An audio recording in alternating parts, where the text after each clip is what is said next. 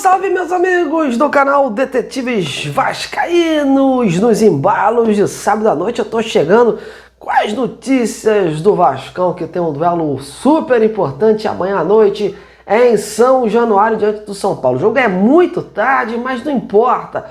A torcida do Vasco está confiante, está esperançosa e vai lotar o Caldeirão de São Januário para empurrar o time para mais um triunfo. Triunfo esse que vai ser de suma importância na luta pela Libertadores da América do próximo ano, ainda mais que os times aí acima do Vasco estão jogando na rodada, estão ganhando pontos fora, outros ainda vão jogar, enfim, o Vasco não pode dar mole, então tem que encostar cada vez mais nesse pelotão de cima para seguir com o sonho aí de uma Libertadores, ainda mais com o G7 que se abriu aí de forma constante. Bom, meus amigos, neste boletim de hoje eu vou trazer as últimas informações do time do Fernando Diniz, aí, o time que vai a campo contra o São Paulo, os pedidos do treinador, o pensamento, os ajustes, tudo sobre esse cenário da partida. E óbvio, como eu prometi ontem, trazer um setorista do São Paulo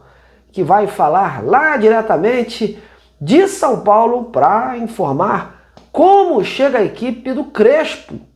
A equipe do São Paulo já chegou ao Rio e olha, eles vêm com tudo mesmo diante dos desfalques. Vai ser um jogão de bola. Então antes da gente prosseguir, ó, já larga o dedo nesse like, compartilhe o conteúdo do amigo, venha se juntar a mim nesta plataforma, me dê aquela moral que só você sabe dar e venha aumentar o número de inscritos do Detetives Vascaínos no YouTube. Eu conto com cada um de vocês. Bom, galera, vamos lá. Vascão e São Paulo vão jogar amanhã, né? Um duelo importante em São Januário, muito tarde, mas não importa. O torcedor do Vasco está muito feliz, muito contente com a fase que passa o time. E dentro de São Januário também, concentração máxima, foco total nesse jogo, que o Vasco não pode sequer pensar em perder pontos. Isso porque o Vasco ainda vai jogar aí 2 jogos no Rio, né? Contra o Botafogo, na casa deles, e depois contra o Juventude, que está disputando a zona do rebaixamento. Então são jogos aí que o Vasco tem que pontuar também, se quer pensar numa Libertadores, no G7. Hoje o Vasco está em 8º ali, e o Vasco precisa ficar numa posição, né, precisa chegar perto do Botafogo ali, do Fluminense, para conseguir seguir sonhando com uma vaga aí, pelo menos na pré-Libertadores de 2026. Tem condições para isso.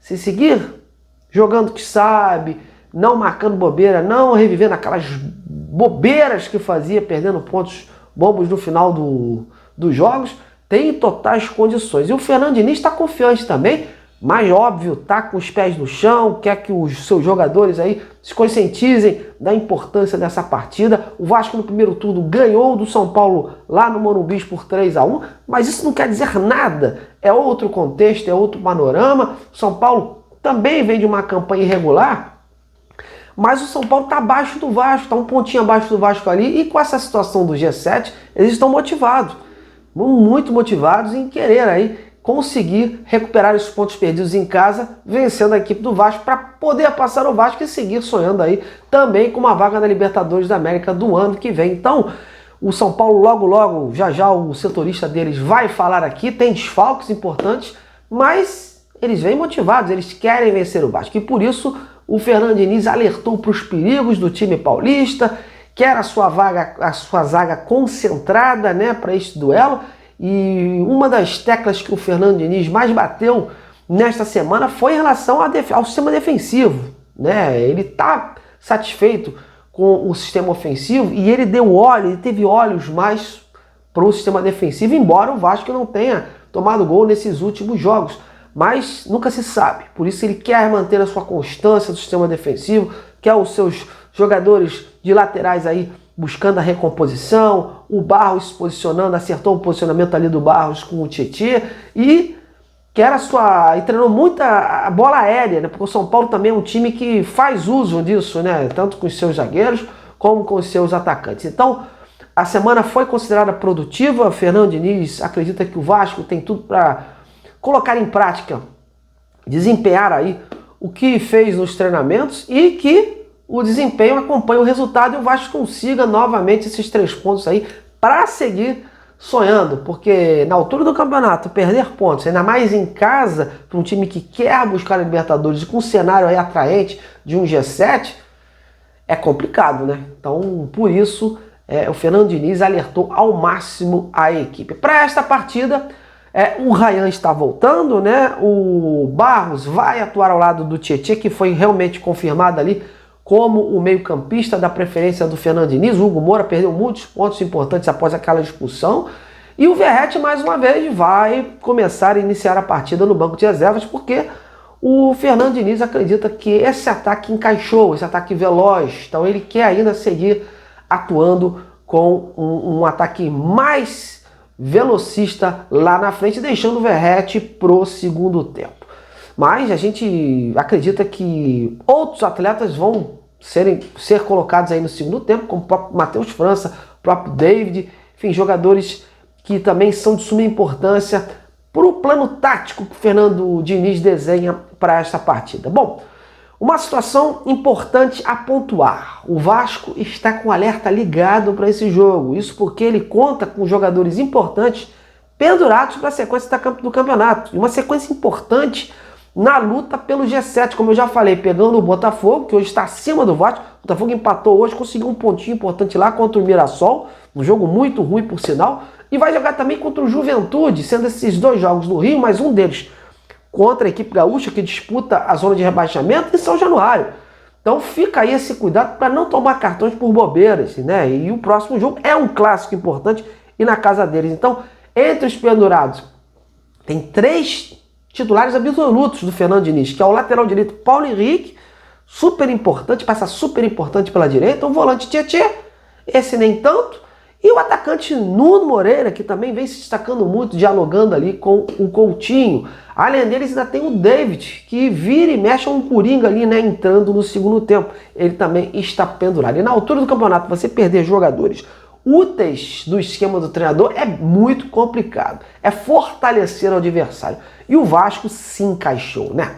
Então tem que jogar com responsabilidade e não marcar bombeira aí nas reclamações. Bom, vamos falar do time do Vasco para amanhã. Um provável Vasco se desenha, meus amigos. O Léo Jardim, o Paulo Henrique, o Cuesta, o Robert Renan e o Lucas Piton. A meiuca ali com o Barros, o Tietê, o Coutinho e o Nuno. E lá na frente, Andrés Gomes e Ryan. E aí? Gostou do time? Acha que esse é o time que vai vencer amanhã contra o São Paulo? Então, ó, dê a sua opinião embaixo do vídeo e vamos interagir juntos. Bom, agora chegou a hora de falar do São Paulo. Como eu tinha prometido a vocês, eu vou trazer um setorista aqui. O São Paulo que tem desfalques importantes aí, tem jogadores também aí novos na relação, né, entre os relacionados. Mas olha, quem vai dar o panorama do São Paulo é meu colega André Bachar, repórter da plataforma esportiva Voz do Esporte.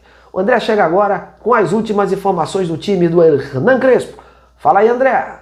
Boa noite para você que se liga no Detetives Vascaínos. O São Paulo está pronto para o duelo contra o Vasco da Gama neste domingo às 8h30 da noite pela 31ª rodada do Campeonato Brasileiro. Vindo de triunfo sobre o Bahia por 2-0, o time de Hernan Crespo pode ter novidades no duelo contra o Cruz Maltino. O zagueiro Rafael Tolói, recuperado de lesão na região posterior da coxa esquerda, está liberado, mas deve começar no banco de reservas. Ele treinou ao longo da última semana com o elenco normalmente. Por outro lado, Mailton e Gonzalo Tapia ganham as vagas de Luciano e Mike, esses dois suspensos pelo 3º cartão amarelo. São Paulo que segue com uma lista extensa de jogadores lesionados. Vamos listar aqui até para ficar mais fácil. Cédric com uma fratura no dedão do pé direito, Luan, o volante Luan com uma lesão no adutor direito, Oscar com uma lesão na panturrilha esquerda, Caleri ainda se recuperando de uma cirurgia no ligamento cruzado do joelho esquerdo, Rian Francisco que teve uma ruptura do ligamento cruzado anterior e lesão no menisco do joelho esquerdo,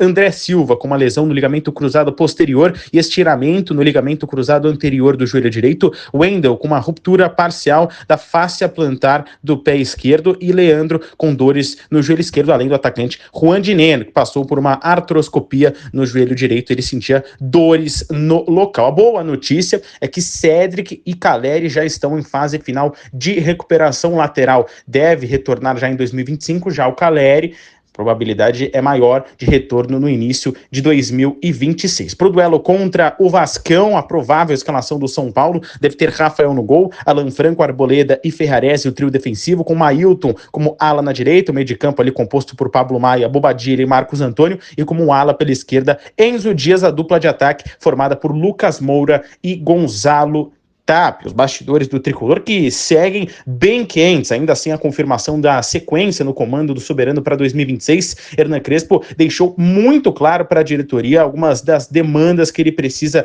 para seguir no tricolor. Uma delas é que não vai aceitar que sejam realizadas contratações sem o seu aval. Por outro lado, a diretoria também deixou claro que o treinador terá que se adequar à realidade financeira do clube. São Paulo passa, é claro, por uma grave crise financeira. A ideia da direção de futebol é cruzar as listas, tanto do técnico quanto da diretoria, e entender qual realmente é o poder do São Paulo no mercado de transferência, que jogadores eles podem viabilizar a chegada no tricolor. Com as informações do São Paulo, repórter André Bachá para o canal Detetives Vascaínos. Muito obrigado, meu amigo. Agradeço a você por todas as informações do tricolor paulista para o Detetive Vascaínos. Bom, galera, então as cartas estão na mesa e que o Vasco consiga aí o triunfo. Amanhã a gente está de volta para opinar sobre esse resultado. A vocês, meu muito obrigado. Uma grande noite de sábado, um grande início de domingo. Até lá!